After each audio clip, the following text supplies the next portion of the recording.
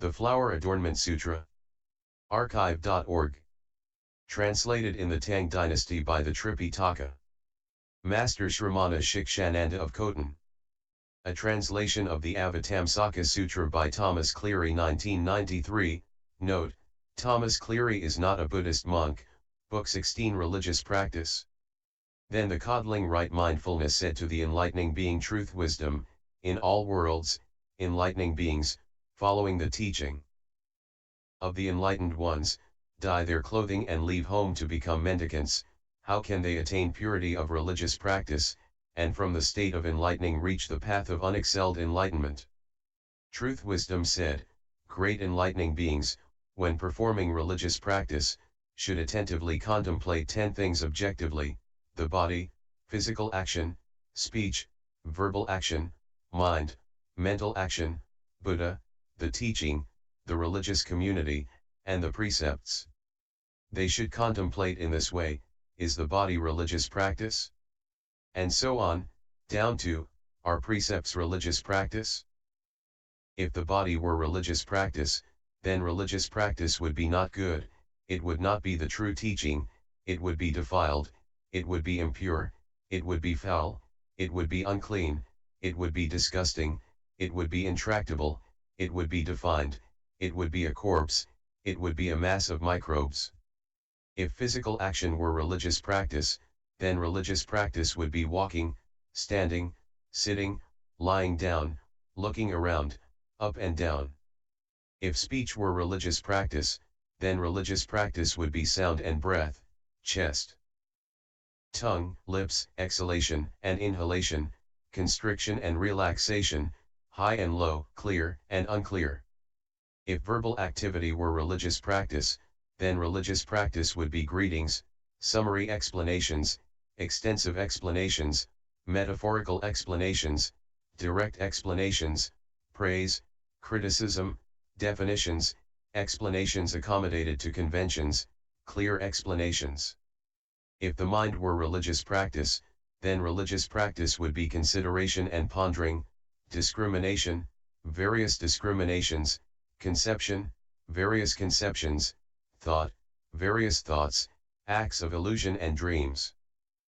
If mental activity were religious practice, then religious practice would be ideas, cold and heat, hunger and thirst, pain and pleasure, sorrow and joy.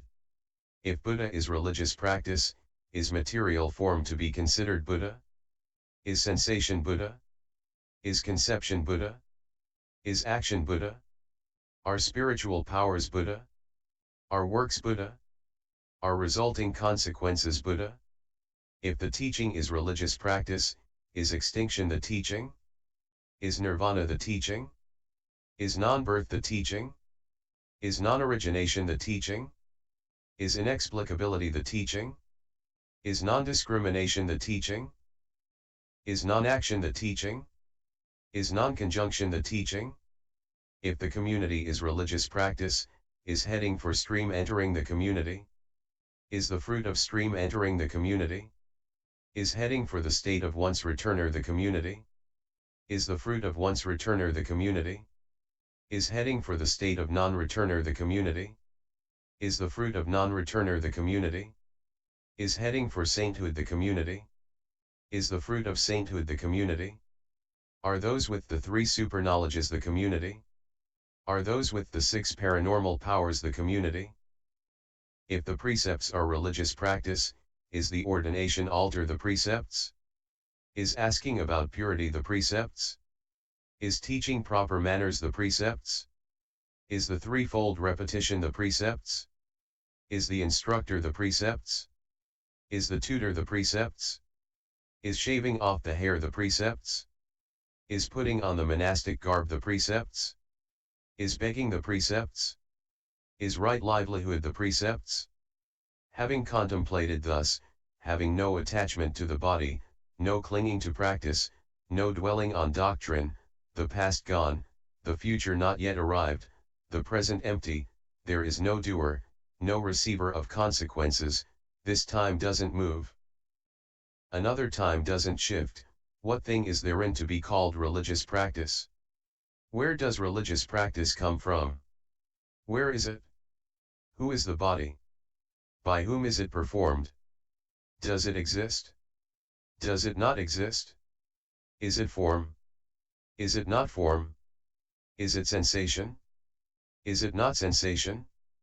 Is it conception? Is it not conception? Is it action? Is it not action? Is it consciousness? Is it not consciousness? Contemplating in this way, because the reality of religious practice cannot be apprehended, because the things of past, present, and future are all empty, because the intellect has no attachment, because the mind has no obstruction, because the sphere of operation is non-dual, because expedient means are tree, because of acceptance of formless truth, because of contemplation of formless truth, because of knowing the Buddha's teaching is equanimous, because of fulfilling all qualities of Buddhahood, is such practice called pure religious practice.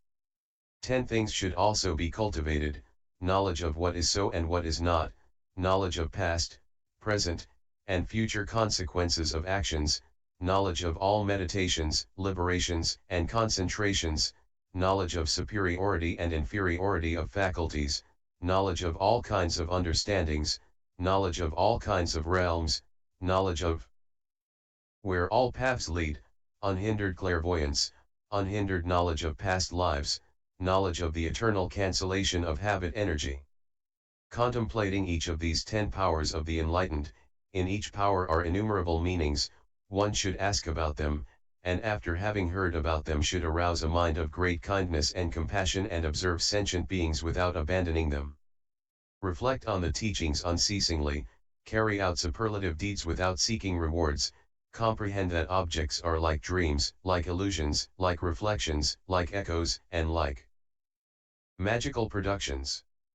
If enlightening beings can unite with such contemplations, they will not entertain a dualistic understanding of things, and all enlightening teachings will become evident to them. At the time of their first determination they will immediately attain complete perfect enlightenment, will know all things are the mind's own nature, and will perfect the body of wisdom and understand without relying on another. End Book 16, Book 17.